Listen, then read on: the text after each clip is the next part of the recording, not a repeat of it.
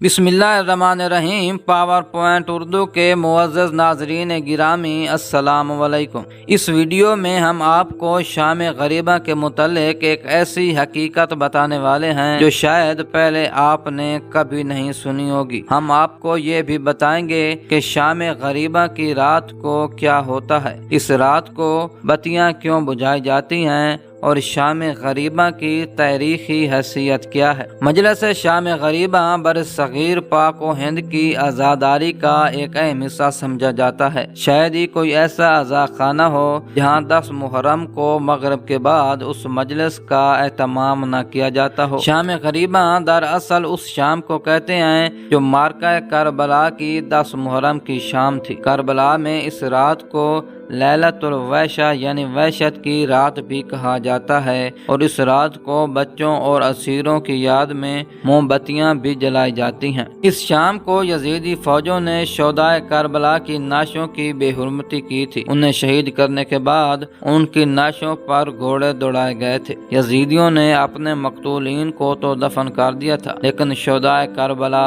2 دن تک بے گور و کفن کربلا کے تپتے میدان میں پڑے رہے۔ پھر تیسرے دن ایک قبیلے والوں نے ان پر نماز جنازہ ادا کر کے انہیں دفن کیا۔ خانوادہ رسول صلی اللہ علیہ وآلہ وسلم کی حرمات کو سرعام گلی کوچوں میں پھیرایا گیا۔ یہ کربلا میں 10 محرم کی شام تھی جس میں خانوادہ رسول حضرت امام حسین علیہ السلام اور ان کے ساتھی مسلمانوں پر ظلم و ستم کے پہاڑ ڈھائے گئے۔ اس مجلس میں امام حسین علیہ السلام کے اہل بیت کی مصیبت اور واقعہ کربلا کے بعد بچوں اور اسیروں پر جو گزری اس کے بارے میں نوحے پڑے جاتے ہیں کہ اہل بیت نے اندھیری رات کربلا کے بیابان میں کیسے گزاری۔ اس رات اور محرم کی دوسری راتوں کے درمیان بعض اور رسومات میں فرق یہ ہے، اس رات کو موم بتی جلا کر عزادار اندھیرے میں بیٹھتے ہیں۔ دشمن کی فوج نے عاشورہ کا سورج غروب ہوتے ہی عورتوں کو خیموں سے باہر نکال دیا تھا اور خیموں کو آگ لگا دی تھی، اور اس وقت مستورات فریاد کرتی رہیں اور اپنے پیاروں کی لاشوں کو دیکھ کر اپنے منہ پر پیٹتی رہیں۔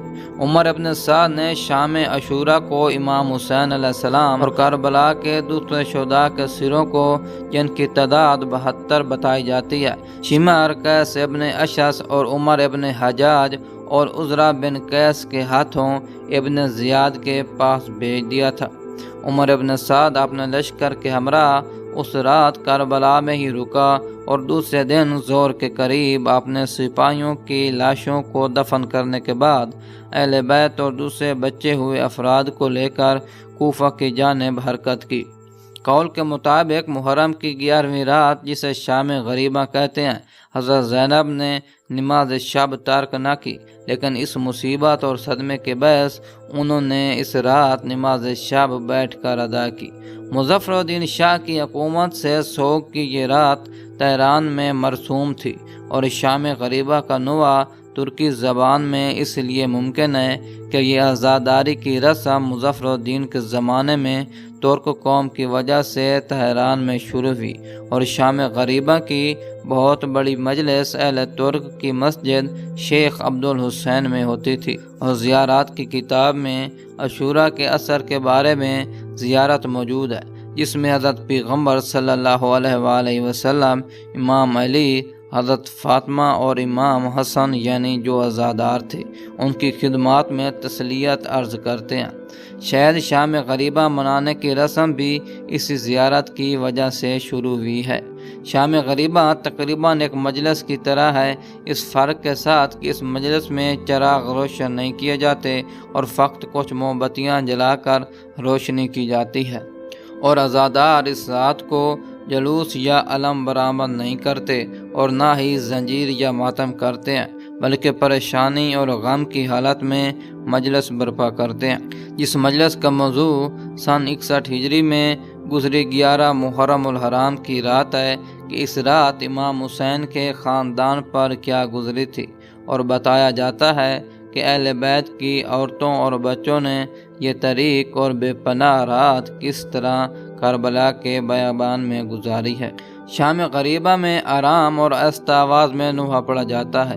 کبھی سب اکٹھے مل کر بیٹھتے ہیں اور لکھا ہوا ایک شعر سب مل کر پڑھتے ہیں، اور شعر کا دوسرا بند اپنی اس جگہ سے اٹھ کر اور چلتے ہوئے پڑھتے ہیں، اور اس حالت میں مجلس میں جاتے اور واپس آتے ہیں۔ پاکستان میں بھی یہ مجلس سورج غروب ہونے کے بعد منعقد ہوتی ہے، اور اس مجلس میں اہل عزا اندھیرے اور زمین پر بیٹھتے ہیں۔ دوستو، ہم امید کرتے ہیں کہ پاور پوائنٹ اردو کی یہ انفارمیٹو ویڈیو آپ کو اچھی لگی ہوگی۔